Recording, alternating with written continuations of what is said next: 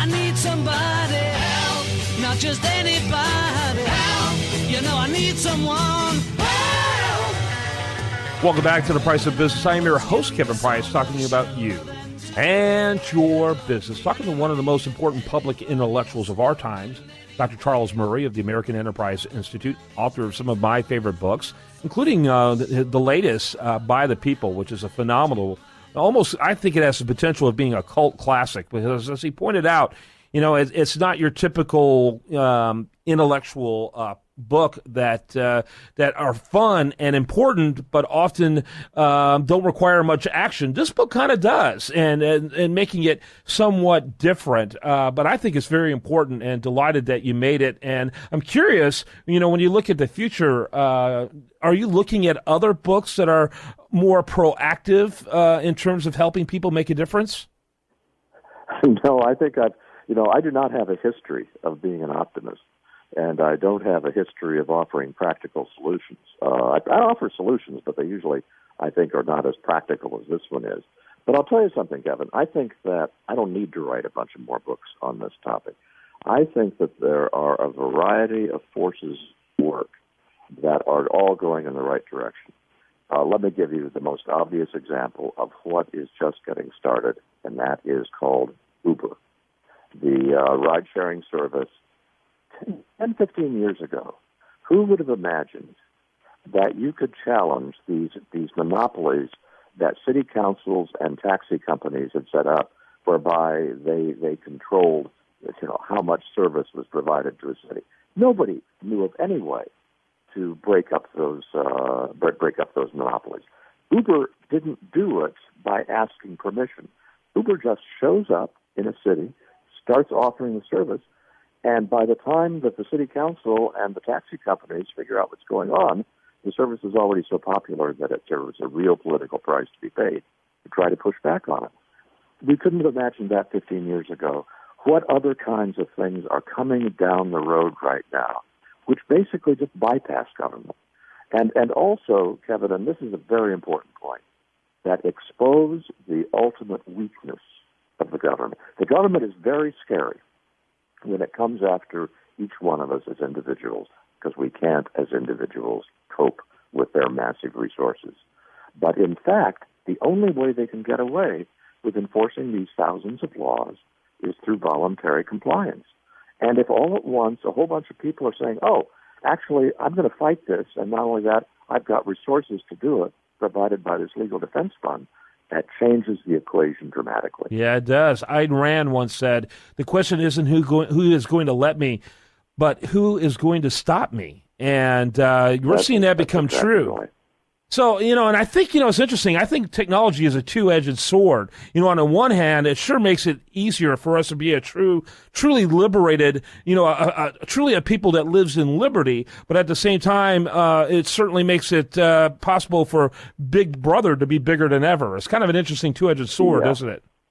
Yeah, and here's where, again, I'm an optimist, because, you know, 30 years ago, it was really scary because you had computers that took up an entire room, and only governments could afford them, or corporations and the rest of it.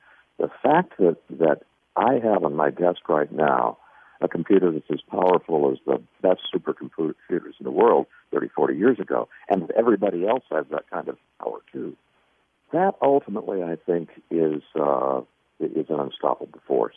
Also, Kevin, let's face it, I have more faith in the talent that Google and Apple can assemble than the talent that the government can assemble in the high-tech world. I think that the government's going to be playing catch-up to the private sector in this forever. I'd like you to take a minute. I mean, this is like the most bizarre presidential campaign I ever seen, which, you know, I look at it and it almost seems like a sci-fi movie when I look at what's happening in the political front. But there's a lot of candidates, particularly on the GOP side. And you know, and I know you kind of stay out of this discussion, generally speaking, but do you have any thoughts on the various presidential candidates? Well, I'm no more of an expert than any of your listeners are, because you're right. I'm not a day-to-day, you know, I don't get involved in day-to-day politics. I will say that I think the Trump phenomenon is indeed science fiction. It is, I think, the function of people who are enormously frustrated that want to support anybody who sounds the best in terms of not talking the usual political game. But the reality of Donald Trump is he is not a conservative. He's not a libertarian. He is not on the right on these issues, or has not in the past. And I hope that over the next few months he will go the way of a lot of other people who early in election cycles get a lot of attention. And people can focus on an underlying reality that the Republicans actually have a pretty good selection of seriously talented people who would like to be president. Once the Trump phenomenon is over, maybe we can get down to business. Who would you say are the top three in terms of worldview of those Republicans? Well, the two that I'm watching and waiting to see how they react to the pressures of the campaign and how they do are Scott Walker and Marco Rubio as the ones I'm most attracted to. I think Cruz is a very smart guy, very capable. I have a problem with trying to figure out to what extent Cruz is calculating in terms of the best interests of the country and to what extent he's calculating the best interests of Cruz. And Jeb Bush, I know that if his name were McDonald instead of Bush, I would be a lot more attracted to the idea of him being the candidate than I am.